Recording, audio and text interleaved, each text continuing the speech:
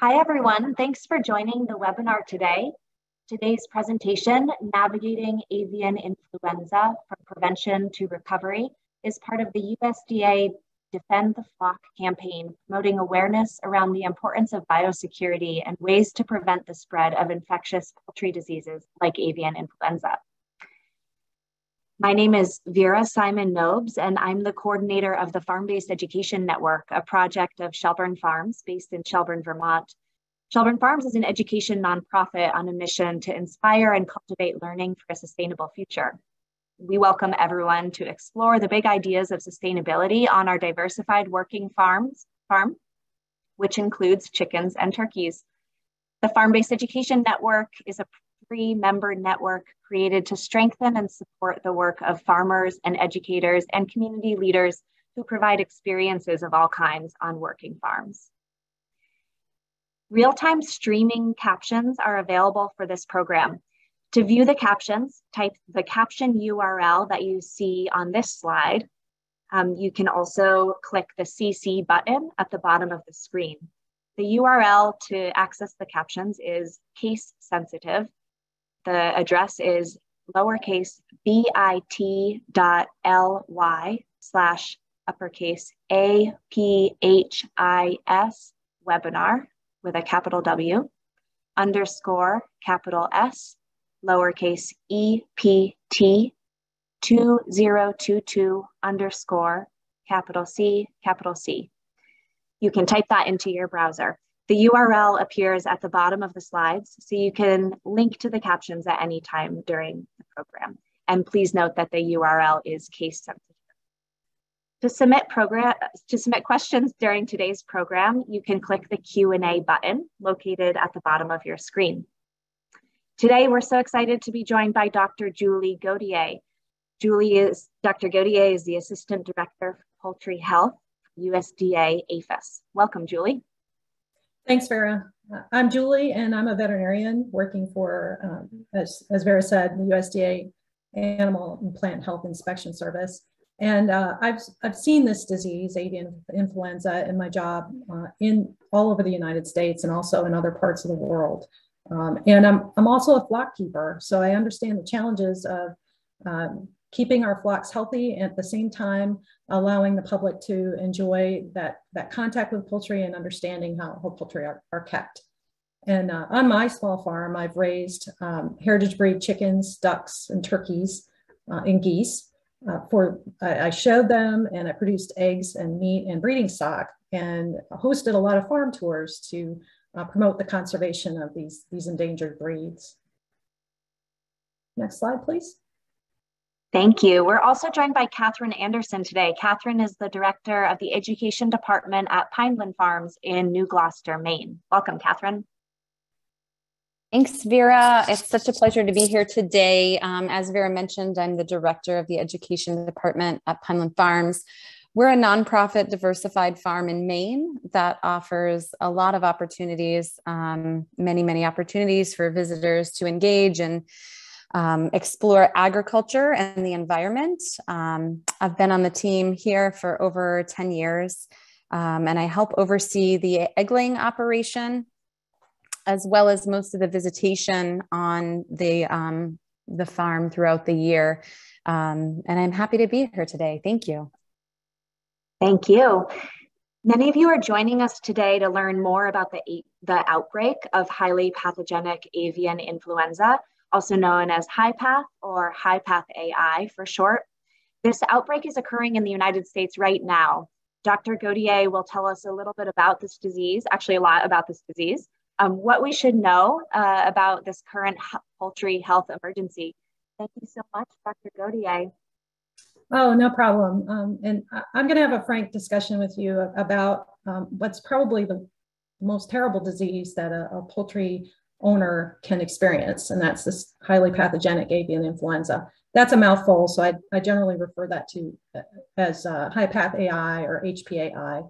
You might also see this in the news as bird flu, and we're generally talking about that same virus that is so deadly to our domestic poultry.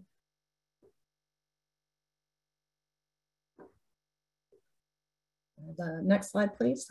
So in this current outbreak, At this point in the outbreak, which began in February of this year, we now have about over 450 flocks that have been affected. And those would be both the large commercial flocks and also smaller flocks. It's about even numbers of those large flocks versus backyard flocks that are becoming infected. And about 45 million birds at last count have been involved in this outbreak. So this is really, really significant for our nation's poultry. And we know that wild birds are the source for the majority of these cases in this current outbreak. About 85% of the cases that we've identified, we can attribute to the flock catching a virus that was carried by wild birds. And the way that wild birds can spread this is infected birds can shed the virus in their droppings and any of bodily discharges, and it also can be in the feathers of infected birds. And then anything that bird sneezes on, touches, poops on, people can then pick up that virus on their hands, their shoes, clothes, any equipment, and then transport that virus from place to place. Next slide, please. And highly pathogenic avian influenza refers to the way it affects chickens primarily, not the way that it affects people or any other types of animals. And high path AI means that it is deadly to chickens. Often we'll see a chicken flock die, large numbers of the birds in the flock, without any signs at all. Sometimes we'll get a little advance notice and that the birds will be lethargic. They just might not lack their usual energy. They won't eat well. Their water consumption might decrease. And the hens will also have decreased egg production. Plus, they'll lay some very odd looking eggs, either soft shelled, no shell, or misshapen egg shells. The virus affects just about every tissue in the body. And you'll see swelling in the head, on the comb, eyelids, wattles, and parts of the legs. Oftentimes there'll be purple discoloration or bruising on those non-feathered parts of the body, like wattles, the comb, and the legs. In addition, it affects the respiratory tract. So you'll see sometimes nasal discharge or coughing or sneezing. And then again, it affects just about every cell in the body. So you can see nervous system signs. So the birds will be staggering, incoordination, and then GI tract signs, so diarrhea is possible. Next slide, please. The really tough part about this virus is that there is no treatment. There's no cure. There is no medicine that we can give to affected flocks to allow them to survive and recover. What we can do is prevent infection in the first place. And there are a number of steps that we can take in order to prevent our flocks from becoming infected with the virus. So I'll go into some of those steps in the next few slides. First off, biosecurity planning is important not only for avian influenza, but any poultry pathogen. You can do a lot to prevent germs from entering your flock by taking certain steps that are practical, that you can afford, and that focus on the big risks to your flocks and the likely things that are going to happen. We can't write a one-size-fits-all plan. So each flock is very different in how they're kept and your concerns and the area where you live. So you need to customize your biosecurity plan for your flock and those things that you're likely to do every day, every time. So let me talk on the next few slides about some of those things that you could implement on your farm, regardless of its size. First off, we know, in particular with this outbreak of avian influenza, that wild waterfowl are the main source of the virus. So it's really important to keep your birds away from ponds and other outdoor open water sources where your birds can hang out with wild waterfowl. We frequently find in the cases of our small flocks that become infected in this year's outbreak that the owners report to us that their birds did spend time with wild waterfowl on ponds. And so that's a really big risk factor. And I'll ask all of you to do what you can to prevent your birds from hanging out with their wild waterfowl friends. If you can, confine your birds to covered houses at this time, or runs, or at least put an overhead net to prevent wild birds from entering your poultry enclosures. And I know, some people are frustrated right now because many birds have been inside for a while since this outbreak started. And, I'll suggest it towards the end of some ways where you can figure out what the risk is for the area where you live, and then make some decisions based on your area, whether or not you can turn your birds out. You also want to check around the poultry enclosure for obviously wild bird carcasses, pick those up promptly, but also droppings or evidence that wild birds are nesting or leaving feathers or other debris around. Make sure you clean those areas up. Also, you don't want to attract wild birds in any way.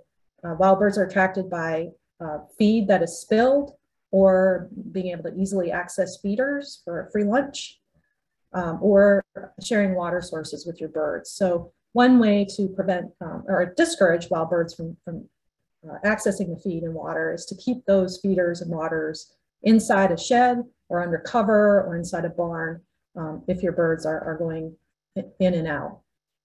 So keep those under cover to discourage the wild birds from eating alongside your birds. Then we can also bring in safer birds to our flock so that we're not introducing birds when we restock our poultry flocks or bring in new birds. Buy your birds only from National Poultry Improvement Plan participating breeders and hatcheries or dealers that participate in our avian influenza programs. The safer birds are going to be younger, so hatching eggs or day-old chicks would be the best way to restock your flock or bring in new birds. The riskiest birds would be ones obtained from, say, an auction or a flea market, or older birds of really unknown origin. Next slide, please. Some other biosecurity measures that might be practical for you would be to make sure you use different equipment for handling feed from the equipment that you use to handle manure. So you've got a set of tools for feeding the birds, and then you've got a different set of tools that are used to clean up the houses. If you have to use the same equipment for feed and manure, then make sure you clean and disinfect those tools thoroughly between those types of chores. And never share tools with other flock owners. If you have to do this, make sure you wash and disinfect that equipment, or coops, or cages, anything that you might share with another flock owner. Wash and disinfect that thoroughly, or just avoid that altogether. Dedicated clothing and shoes is really helpful.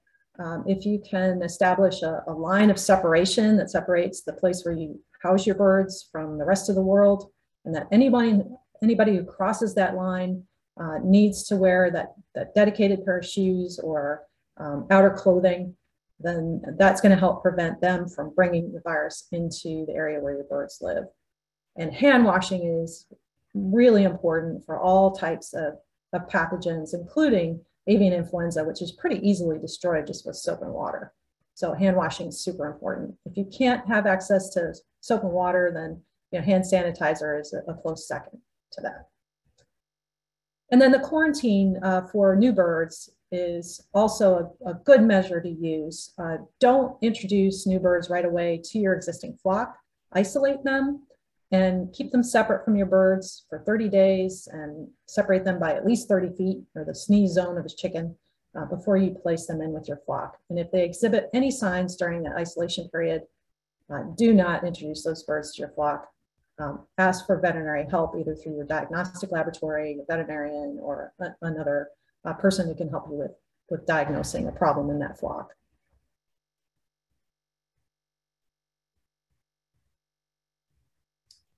Those are some of the quick tips on prevention. We have a lot of biosecurity information on the Defend the Flock website, and I'll give you those resources towards the end of this presentation.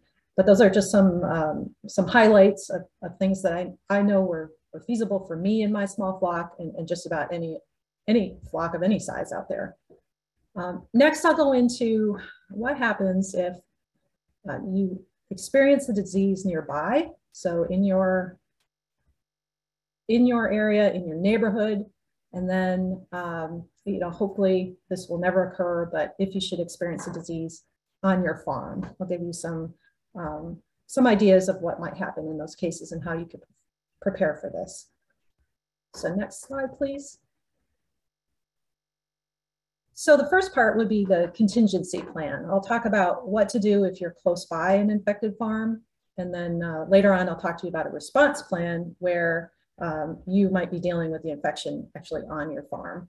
But what do you do if you're in what we call a control area, which is an area that is generally 10 kilometers around an infected premises? You might be you might have to live in that area for a while that infection is cleaned up. We know that flocks that are in the control area are at much higher risk of becoming infected, simply because we know, that we have infected wild birds in the area, and we also have poultry where movements off of that farm could spread the virus throughout that community. So you'll have to think about how you'll continue your business, how you'll continue your farm activities, particularly if you have public visitation while under quarantine. Because if you're in a control area, your movements of birds and products will likely be restricted by the state veterinarian.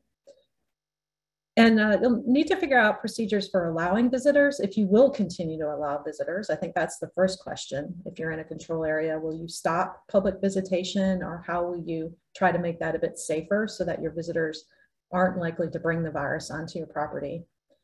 And then other measures, enhanced biosecurity measures beyond your everyday activities that you could do to keep the disease out, since your flock is at higher risk being in that control area. You might consider whether you've got high value birds, such as pedigree or show stock, or particularly irreplaceable strains of birds, and what you might do to keep those separate from certainly wild birds, but any other poultry. You might think about how you can manage traffic patterns on that farm so that you could continue other parts of the operation, such as, let's say, milk sales, vegetable sales, interactions with other types of species, and then separate out your poultry flocks so that you don't have visitor contact with them. So you might be able to redesign your traffic patterns on your farms to avoid those areas where your poultry are kept. And other ways to manage your visitors, such as providing dedicated parking areas, asking visitors whether they've had any exposure to poultry in the recent past. And the high-risk period that we would think of would be about 14 days prior to visiting your farm. You should probably ask visitors whether they've had any exposure to birds at home or other places, and then ask them to refrain from having any contact with your birds if they've had contact with bird off of your farm. So there's just some suggestions to think about your contingency plan, about how you're going to maintain your business and your activities in the face of nearby outbreak, and trying to keep that disease out at the same time that you're trying to keep your business going. I'll go on into the response plan ideas. There are a lot of things that can be done in preparedness, both in trying to live in a control area and keep going with your business, not having it impact you in a big way. There are also a lot of things that you can prepare ahead of time in case your flock becomes infected. I really hope you're never faced with this, but flock owners who are prepared to deal with this generally are able to recover faster and without the impacts, either economic or even the stress level of dealing with this outbreak, if they've thought about this ahead of time and done some preparedness. So I'll just touch on some high points of the preparedness points. If you have, many of us have multiple activities going on in our farms. We might have public visitors interacting with dairy animals, or sheep and goats, or picking vegetables or fruit. And if we can, it would be great if we can separate those non-poultry activities from the poultry side of the business, so that we can deal with the flock and clean up that flock and get back in business there, while still keeping those other parts of the business unaffected. So talk to your state veterinarian or your private practitioner about how you might be able to make that poultry area epidemiologically distinct from other areas of the farm.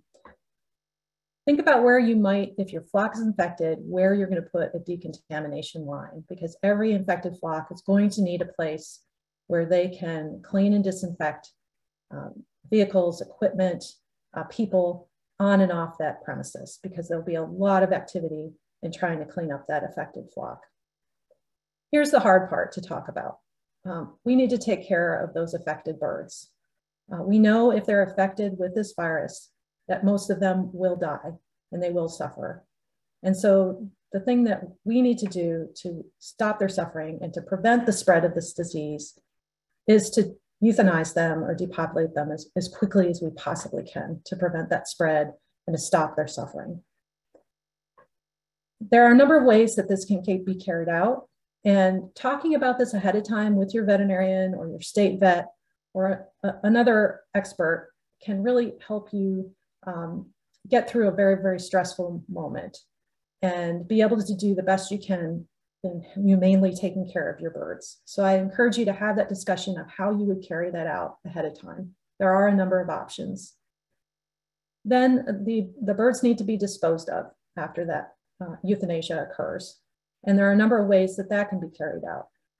Composting is a very common method that's used. In other places, burial might be allowed by the state authorities, or you may even be able to use a landfill or an incinerator, depending on where you live. So that's another thing that you could plan out. How will you take care of a large number of birds that have died? Then we talk about cleaning and disinfection and eliminating the virus from the premises so that you can go back into the business of raising poultry safely. And again, there are a number of ways that this could be carried out, either with active dry cleaning and applying a wet disinfectant. Sometimes we can heat buildings in order to destroy the virus. As horrible as this virus is to poultry and what it does to them, it really isn't very tough. And we can inactivate that virus pretty easily. So that part of it is not as much of a challenge to us as what it does to the birds. And then we need to be prepared for the downtime, because it's going to take some time to get through this entire process. And then we'll need to wait for 14 days after the cleaning and disinfection is complete in order to be able to think about restocking. And your state veterinarian will talk with you about what it takes to release the quarantine and restock your flock. Ultimately, what we're wanting to do is to be able to safely restock that flock as quickly as possible and get everybody back to the activities and the businesses that they enjoy doing.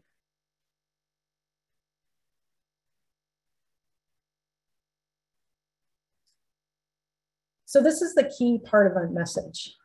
We all have to take care of our nation's flock by reporting sick birds promptly, so like we can identify this infection. And the key to it is rapidly identifying it and rapidly stopping the spread of this virus. And it's not possible to know if your flock has this disease unless you do lab tests. So lab tests are required to diagnose avian influenza. Our labs are very, very good at running excellent tests that are highly accurate at detecting this infection. So to do this, to report sick birds, contact your veterinarian or your local county cooperative extension office or your state veterinarian, and let them know right away, and they will send an investigator out to help collect those samples and get them to the laboratory. You can also call us at USDA. This toll-free number will get you to your state area veterinarian in charge, and they'll be able to initiate an investigation right away. That number is 866-536-7593. Thank you so much, Dr. Gaudier. Really helpful information. We're going to transition to hearing about Pineland Farms experience. Catherine, your educational farm in Maine experienced a high path scare in the spring of 2022. Can you share with us your experience of going through that high path investigation? Yeah, thanks, Vera. So as you can see here, we're a 5,000 acre farm that's a diverse offering, a business campus, an educational venue, and also an extensive recreational facility with Nordic skiing, disc golf, hiking trails, biking trails, that type of thing. And our mission is to provide a productive and educational venue that enriches the community by demonstrating responsible farming techniques, offering educational opportunities, and encouraging a healthy lifestyle through recreation. Next slide, please.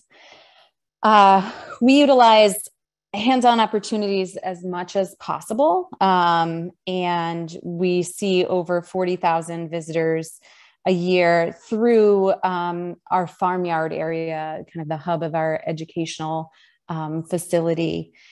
And those visitors, most of the time, are coming to participate in an experience that they can't get other places. And so those experiences, a lot of times for us, look like an egg collecting activity.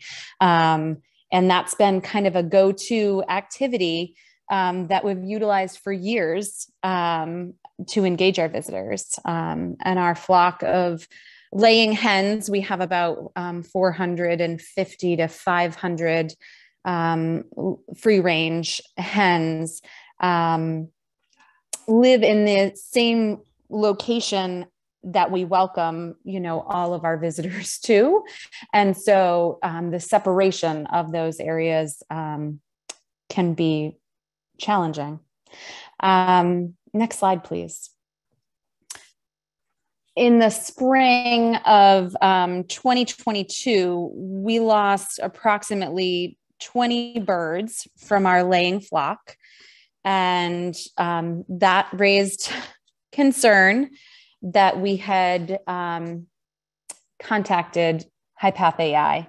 And so we went through the process of preparing to depopulate all of those birds. And again, approximately 450 to 500 laying hens and mixed breed. We have a couple peafowl and the fun birds as well for kiddos to learn about. And so we went through that process until we got cleared. And I'm very, very thankful that that was the outcome for our story. Why did we think we had it? We saw some abnormal behavior in our flock.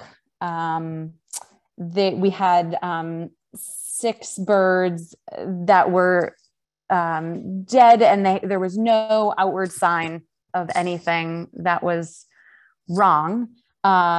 We had 2 hens that we identified with swollen eyes. And we also saw a decrease in egg production, and some of those signs really triggered that this could be what we were dealing with. So on March 23rd, we called the state hotline. And once I called, it was a very rapid and continuous process. And it was about 48 hours of kind of just continuous phone calls from the state vet and other groups to kind of talk us through what this was going to look like. So that afternoon, we had someone come and test the birds, and we were placed under a verbal quarantine, which meant we had to withhold our eggs from sale, which is one of the ways that we engage visitors with our farm is through our egg sales at our market. Then the next day, the composting team from the state came down and we went through everything from, if we were able to compost on site, if we had any of those needed facilities and what those might be, a covered dump truck, a loader, horse manure because of how fast it heats up and how hot it can get, and the personnel that would be needed. And then the afternoon of March 24th, so just over 24 hours later, we got a negative result, which was very, very welcome on our end. So, you know, what was going to happen if it had been a positive result, you know, all the birds on the property had to be depopulated within 48 hours of results. So for us, we're open every day for visitors. So that meant that we were going to have to rapidly close down our farm to all visitation. And get our staffing in place to be able to handle that, and our messaging going out to our visitors. Again, collecting the needed resources if we had them. Were we able to compost on site? Did we have a covered dump truck to, you know, move the birds from one location, and personnel to help with that? How it was going to happen. These were all things that the state vet was able to help put in place, but they were questions that we didn't know ahead of time and really had no idea how it was going to work. And then the reality that we wouldn't be able to reintroduce any new birds for, you know, a set amount of time, and that, you know, set amount of time was somewhat dependent on, you know, some environmental concerns and whatnot. So it was really extensive. The Department of Agriculture, the PR team was put in touch with us to help control messaging that would go out and how we would handle that. And as an educational farm, we did feel like it was important to be able to, you know, try and have some kind of educational opportunity within this, but it was a struggle. So really we kind of had a crash course in what it might look like if you had a positive case. And, you know, high path AI was always on the back of our mind, but it certainly wasn't on front and center as it is now. And I think really, to summarize, I think that's the important piece for us, was that we really got a crash course in it, but really valuable to go through that process. So thank you for letting me share. Thank you so much for sharing, Catherine. It's really helpful to hear your real experience with it. We're going to transition now into answering your questions, and these are questions that you submitted at the time that you registered. So thank you all for the wonderful questions that you submitted.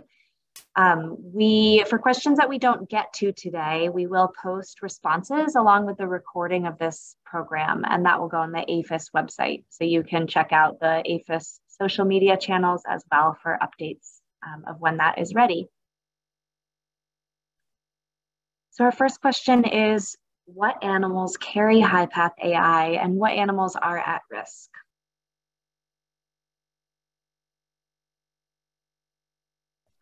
And these were great questions, weren't they, Vera? We had a lot of really good questions from registrants, and I'm sorry that we can't get through all of them, but we'll do the best we can to answer most of them.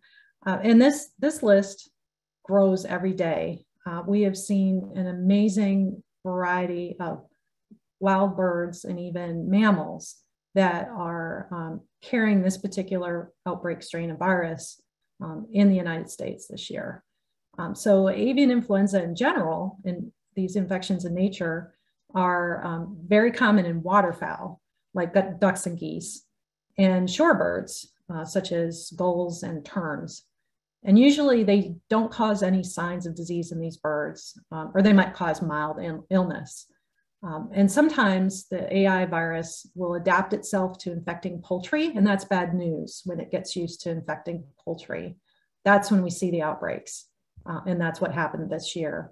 It's this particular strain of the virus is adapted to affecting poultry and causing very severe disease.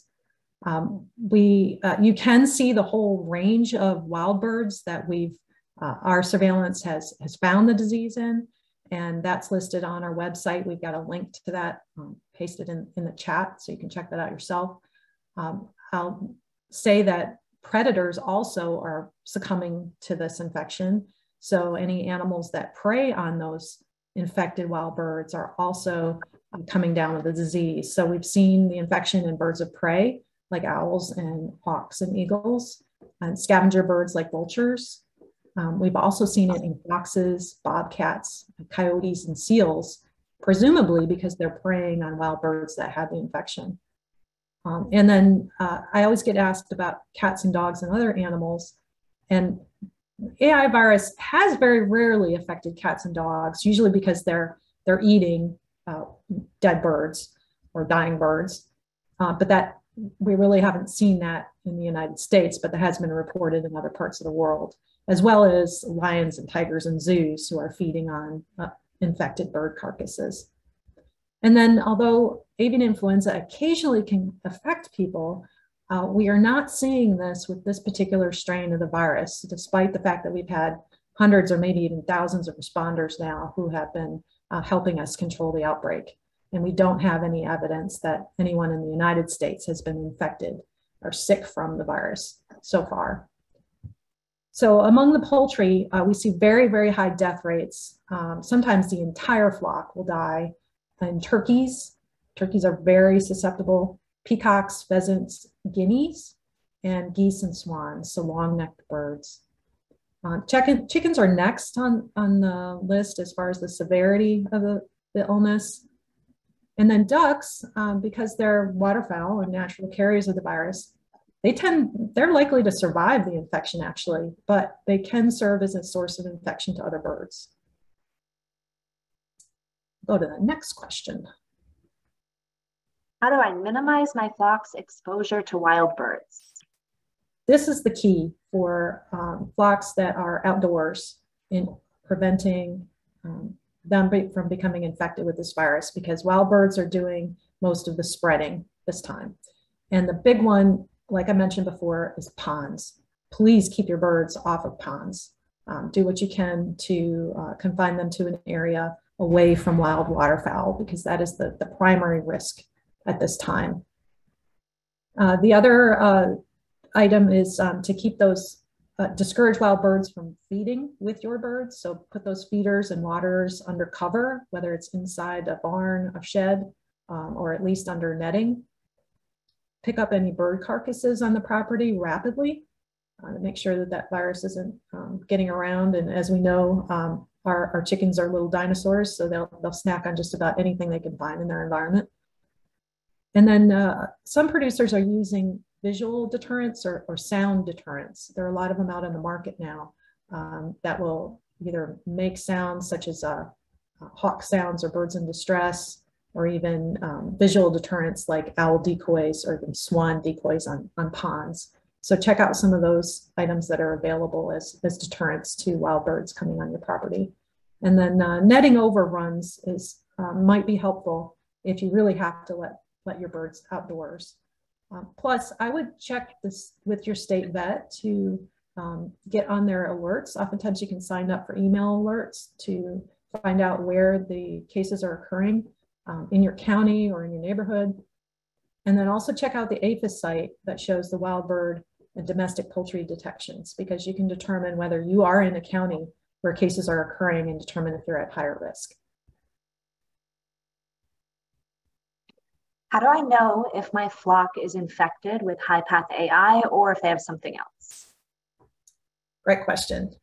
And I've seen a lot of avian influenza in all sorts of birds, and I can't tell if a bird is infected with avian influenza by looking at them.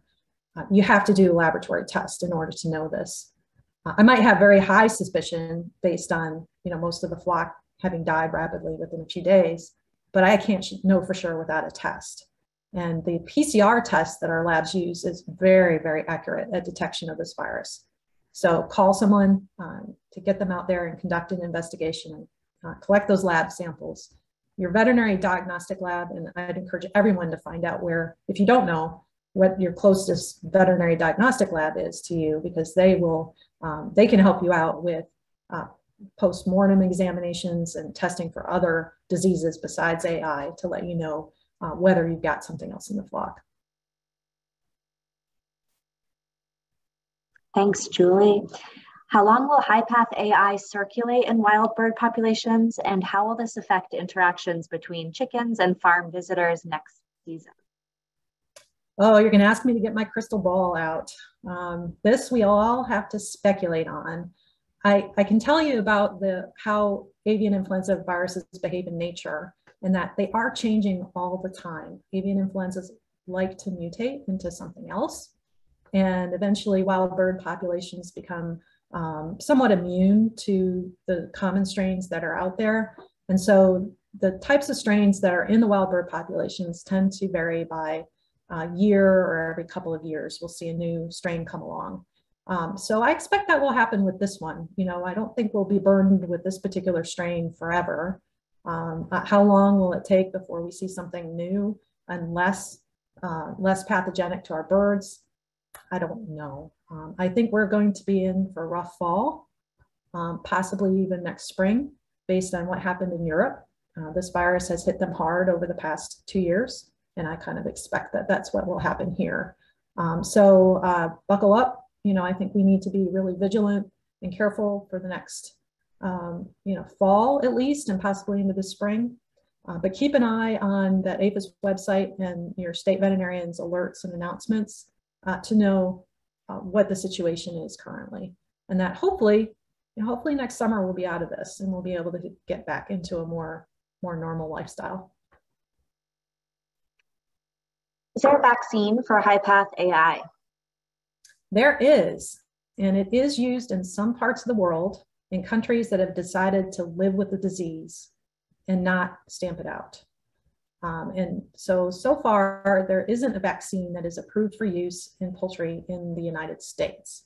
But we do have poultry scientists who are evaluating the currently available vaccines, or even modifying the currently available vaccines to be a very good match for this particular strain. So they're testing it to make sure that it is very effective and protective for our poultry. So that work's ongoing. So possibly in the future, you know, we might consider use of a vaccine in the United States. But I got to talk to you about the advantages and disadvantages. The advantages of using vaccine is that it does reduce disease, so birds can survive. The disadvantage is that birds still get infected with the virus, despite being vaccinated. That can happen. And they do still shed virus, although at a lower level. And so what that does is it makes it really hard to find infected flocks and really hard to stop them from spreading the infection from farm to farm. And on top of that, countries and consumers might not want to buy poultry or poultry products from the United States if we start vaccinating our poultry. That's probably the biggest barrier to the use of vaccine right now. And it doesn't eliminate the need to stamp out infected flocks. So we would still need to depopulate infected flocks when we found them, if we want to eradicate the disease, if we want to get rid of it, rather than just living with it, which I think I'm not ready to do yet. So there are advantages and disadvantages to the vaccine, and we really need to take those into consideration. And what is the risk of transmission through factors like air, feed, or dust? Great question. And, as I mentioned, the big risk is wild birds, right? That's 85% of it. Then we get into what are the risks of these other things. And I used to drive myself crazy trying to figure out which were the big risks that I needed to manage for my flock and protect them. And, would think about things about air and feed and dust and other things.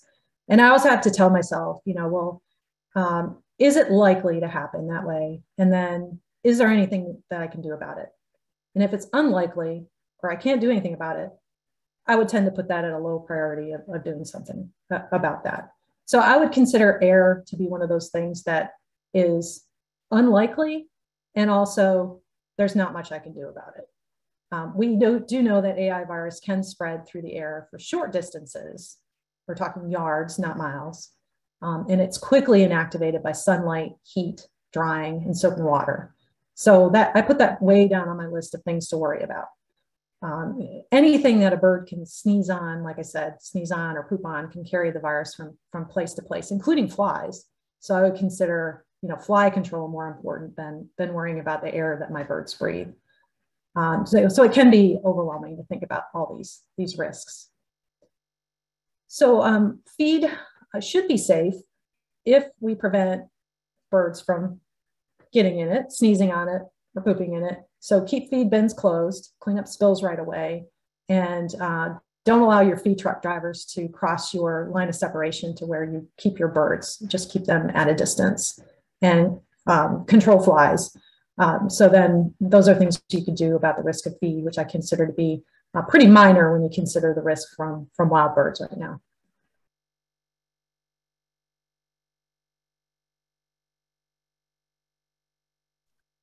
Another question is around how we maintain healthy poultry at fairs and shows. And Catherine, I wonder if you want to take this one first.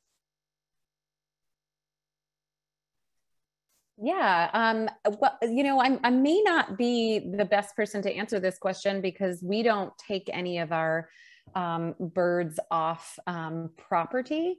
And so Julie's probably going to be a better one here. But what I'm seeing, at least in Maine, is that this fall there's not any bird shows, poultry shows at any of our agricultural fairs. And so, Julie, why don't you jump in and let us know why? Because that's what I've seen. I've seen that they've all just been completely eliminated for this year. Yeah, and I agree with that measure in areas where this disease is ongoing. So if we see cases in the counties and in states, I really do support the idea of those organizers from suspending live poultry shows, because we can't really control disease if we're bringing birds in and then sending them back out home. That's a great way to spread the virus if it should come in. Plus, I think how horrible that would be to talk to all of the exhibitors, including many young people, and tell them, your bird's infected, and we're going to have to, we're going to have to destroy all of these birds. I really would hate for that to happen. So I do agree with organizers who are shutting down fairs and shows, at this time, this high risk time. How do we maintain poultry health in general? I think there are a number of things that organizers can do that are helpful, and that would be to have an entry area where they can inspect the birds prior to putting them in the main show hall. So that's one really good technique, is to have your, oftentimes state inspectors will be out there to take a look at the birds to make sure they appear healthy. And if we can examine those birds and make sure that they at least appear healthy before we put them in with all of the others, that would be great. And we can send birds home that just don't meet our health requirements. So that's one measure. I think anyone who exhibits birds or brings them to fairs and shows really needs to use that quarantine rule. If you're going to bring a bird home, back home from a show or a fair, make sure you quarantine that bird for 30 days away from your other poultry. Don't just put them back in your flock. And if that bird should exhibit signs of illness, get some help during that 30-day quarantine period. So they're just a couple of quick ones. We could go into a lot of other measures that you could take. I don't like to say that we can have a biosecurity plan for poultry fairs and shows, because you can't really keep them biosecure by bringing all those birds together, but we could have a disease control plan and maybe mitigate some of the risks.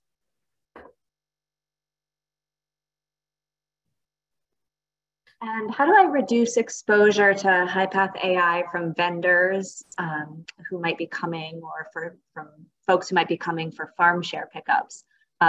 Either Catherine or Julie, do you want to take this one? Yeah, happy to jump in there. I mean, I think anytime that you're open to visitors, anyone outside of the necessary staff to care for your flock, there are additional concerns even without high-path AI.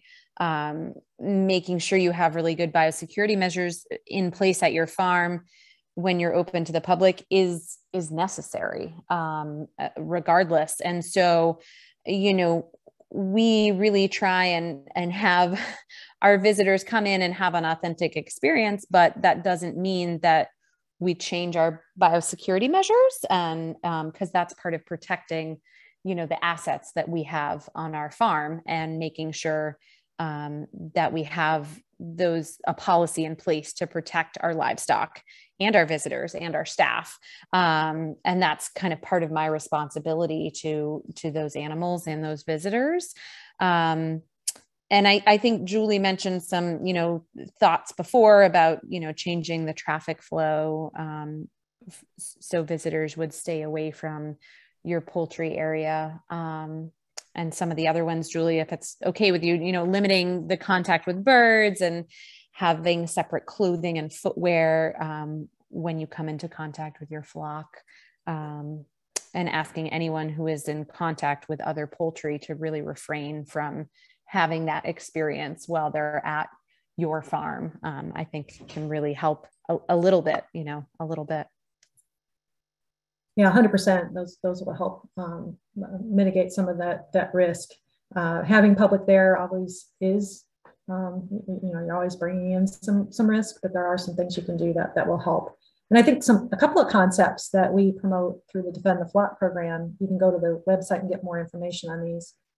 First is the perimeter buffer area, and then the second is the line of separation. And I think these are really, really useful zones to create a map on your own facility. So you can establish a perimeter buffer area, it's a zone outside your bird enclosures that gives you space to work while you're caring for your birds, but it's separate from the rest of your property. So this might be the area where you keep your feed bin and your equipment to take care of the birds. And then your line of separation is the line that separates your poultry house from the rest of the world. And that really should be kept. You should be jealous about that line and really screen people, do they need to cross that line, or can we avoid that? So check out the information about creating a perimeter buffer area, and then also a line of separation. And so a designated parking area can be really helpful. That would be probably inside your perimeter buffer area, but not inside your line of separation. And don't allow the public to cross the line of separation where your birds are kept unless they need to. And consider curbside service if you're doing farm share pickups or other vendor activities. Just go to the car and don't have drivers get out.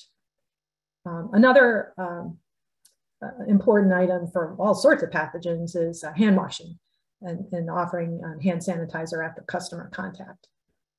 Then for folks that are in egg sales and handling eggs, use disposable packaging. And if you have to use non-disposable flats, racks, or cases, make sure that you got a cleaning and disinfection protocol for those. At least keep them outside your line of separation, if not outside your perimeter buffer area.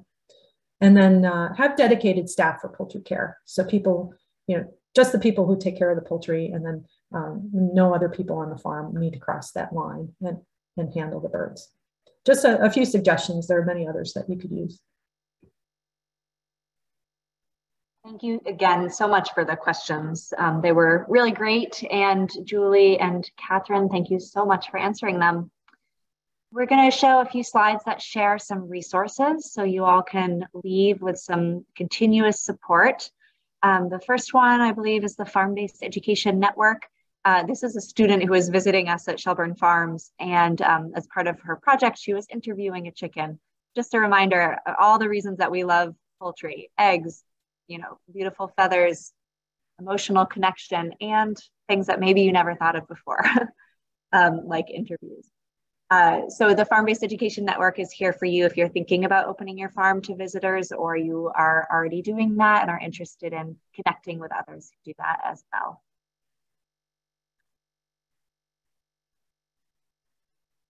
We are available as well. You can find us online, pinelandfarms.org, on social media, Facebook and Instagram. Reach out to me and or the team here, and would love to have you visit us. And you can see this picture of one of our hens visiting with our education cow. So would love to be of any help if we can be. Thank you. And on our Defend the Flock website, which I mentioned a couple times throughout the presentation, you'll find lots of free tools that you could download. And these will provide some practical biosecurity tips and recommendations. This slide shows a sample of our library of checklists, and these checklists come in a variety of different languages.